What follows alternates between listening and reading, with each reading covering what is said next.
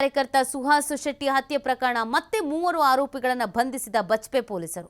ಕಳವಾರು ನಿವಾಸಿ ಅಜರುದ್ದೀನ್ ಅಲಿಯಾಸ್ ಅಜ್ಜು, ಬಜ್ಪೆ ನಿವಾಸಿ ಅಬ್ದುಲ್ ಖಾದರ್ ಅಲಿಯಾಸ್ ನೌಫಲ್, ವಾಮಂಜೂರು ನಿವಾಸಿ ನೌಷದ್ ಅಲಿಯಾಸ್ ನೌಷದ್ ಬಂಧಿತರು.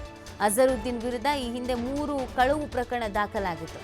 ಈತ ಸುಹಾಸ್ ಶೆಟ್ಟಿ ಚಲನವಲನದ ಬಗ್ಗೆ ಮಾಹಿತಿಯನ್ನು ನೀಡಿ ಕೊಲೆಗೆ ಸಹಕರಿಸಿದ್ದ ಅನ್ನುವಂಥದ್ದು ತನಿಖೆಯ ಸಂದರ್ಭದಲ್ಲಿ ಗೊತ್ತಾಗ್ತಾ ಇದೆ.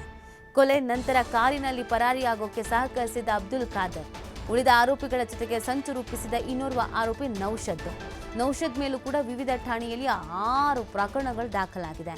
ಆರೋಪಿಗಳ ಪೈಕಿ ಅಜರುದ್ದೀನ್ಗೆ ನ್ಯಾಯಾಂಗ ಬಂಧನ ವಿಧಿಸಲಾಗಿದೆ. ಅಬ್ದುಲ್ ಖಾದರ್ ನೌಷದ್ಗೆ 7 ದಿನಗಳ ಕಾಲ ಪೊಲೀಸ್ ಕಸ್ಟಡಿಯನ್ನ ನೀಡಲಾಗಿದೆ. ಮೇ 1ರಂದು ಬಜ್ಪೆಯ ಕಿನ್ನಿಪದವು ಬಳಿ ಸುಹಾಸ್ ಹತ್ಯೆ ನಡೆದಿತ್ತು. ಪ್ರಕರಣ ಸಂಬಂಧ ಈಗಾಗಲೇ 8 ಜನರನ್ನ ಬಂಧಿಸುವಲ್ಲಿ ಪೊಲೀಸರು ಯಶಸ್ವಿಯಾಗಿದ್ರು. ತನಿಖೆಯನ್ನು ಚುರುಕುಪಡಿಸಿದ್ರು. ಇದೀಗ ಮತ್ತೆ 3ರನ್ನ ವಶಕ್ಕೆ ಪಡೆದುಕೊಳ್ಳಲಾಗಿತ್ತು. ಇದರಲ್ಲಿ ಒಬ್ಬನಿಗೆ ನ್ಯಾಯಾಂಗ ಬಂಧನವನ್ನು ವಿಧಿಸಲಾಗಿದೆ. ಇನ್ನು ಉಳಿದಂತೆ 2 ಪೊಲೀಸ್ ಕಸ್ಟಡಿಯನ್ನ ನೀಡಲಾಗಿದೆ. ಇವರುಗಳು ಸುಹಾಸ್ ಶೆಟ್ಟಿ ಹತ್ಯೆ ಪ್ರಕರಣದಲ್ಲಿ ಸುಳಿವು ನೀಡಿದವರು, ಸ್ಕೆಚ್ ಹಾಕೊಟ್ಟವರು, ಮಾಹಿತಿ ಶೇರ್ ಮಾಡಿದವರು ಅನ್ನೋದು ಗೊತ್ತಾಗ್ತಾ ಇದೆ.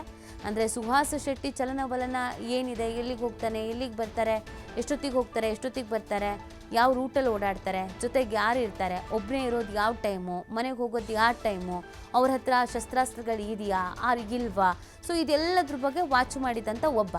ಇನ್ನೊಬ್ಬ ಉಳಿದಂಥ ಕೊಲೆ ಆರೋಪಿಗಳ ಜೊತೆಗೆ ಕೂತು ಸ್ಕೆಚ್ ಹಾಕಿದ್ರು, ಎಲ್ಲಿ ಅಟ್ಯಾಕ್ ಮಾಡಬೇಕು, ಹೇಗೆ ಅಟ್ಯಾಕ್ ಮಾಡಬೇಕು ಅಂತ. ಮತ್ತೊಬ್ಬ ಈ ಪ್ರಕರಣ ಆದ ನಂತರ ಎಸ್ಕೇಪ್ ಆಗೋದಕ್ಕೆ ಕಾರಿನ ವ್ಯವಸ್ಥೆಯನ್ನು ಮಾಡಿದವನು.